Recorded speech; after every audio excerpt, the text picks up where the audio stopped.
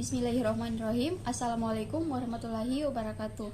Pertama-tama, marilah kita panjatkan puji dan syukur atas kehadirat Allah Subhanahu wa Ta'ala, Tuhan yang Maha Esa, karena atas berkat rahmat dan hidayahnya, sehingga saya dapat menyelesaikan tugas mata kuliah kewirausahaan yang menjadi salah satu syarat untuk menyelesaikan UAS pada mata kuliah kali ini.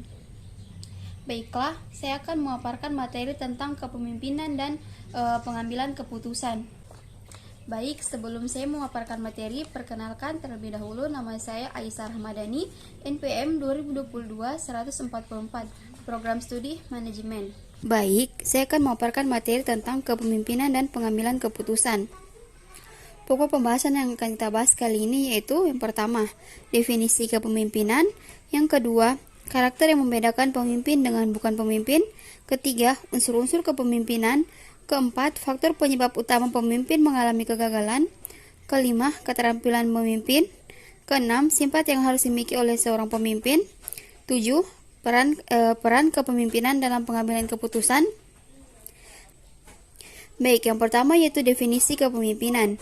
Kepemimpinan adalah kemampuan seseorang untuk memengaruhi orang lain atau sekelompok orang ke arah tercapainya suatu tujuan organisasi yang telah disepakati bersama sebelumnya. Selanjutnya yaitu 6 karakter yang membedakan pemimpin dengan bukan pemimpin. Yang pertama, ambisi dan energi, kedua, hasrat untuk memimpin, ketiga, kejujuran dan integritas, keempat, kepercayaan diri, kelima, kecerdasan, dan yang terakhir, pengetahuan yang relevan dalam pekerjaannya. Selanjutnya yaitu unsur-unsur kepemimpinan. Unsur-unsur kepemimpinan ada 3. Yang pertama, kepemimpinan melibatkan orang lain atau bawahan. Seseorang pemimpin harus dapat merangkul dan menghargai seluruh bawahannya. Kedua, kepemimpinan menyangkut distribusi kekuasaan, pendelegasian kekuasaan atau distribusi kekuasaan dari pimpinan kepada anak buah sesuai dengan tingkatannya. Yang ketiga, kepemimpinan menyangkut penamaan pengaruh dalam rangka mengarahkan bawahan, misalnya memberikan contoh disiplin. Seseorang pemimpin harus datang lebih awal setiap kesempatan, seperti mulai dari lebih awal masuk kantor. Faktor penyebab utama pemimpin mengalami kegagalan dalam memimpin. Yang pertama, arogansi, kedua, melodrama, ketiga, mudah berubah pendiriannya, keempat, hati-hati yang berlebihan, kelima, kebiasaan yang berupa ketidakpercayaan, keenam, menjauhkan diri dari orang lain, ketujuh, perfeksionisme, kedelapan, hasrat untuk menyenangkan hatinya sendiri. Selanjutnya yaitu keterampilan memimpin. Keterampilan memimpin ada 3. Yang pertama yaitu technical skill, kemampuan untuk melakukan atau memahami pekerjaan-pekerjaan yang bersifat operasional atau teknis. Yang kedua yaitu human skill, kemampuan bekerja sama dengan para bawahan dan membangun tim kerja dengan pendekatan kemanusiaan. Yang ketiga yaitu conceptual skill, kemampuan untuk menyusun konsep atau berpikir dan mengungkapkan pemikirannya.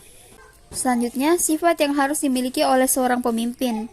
Yang pertama, pendidikan umum yang luas, kedua, kematangan mental, ketiga, sifat ingin tahu, keempat, kemampuan analisis, 5, ada ingat yang kuat, 6, integrasi, 7, keterampilan komunikasi, 8, keterampilan mendidik, 9, rasional objektif dan manajemen waktu.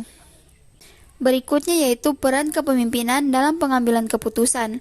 Pengambilan keputusan adalah memilih 2 alternatif atau lebih.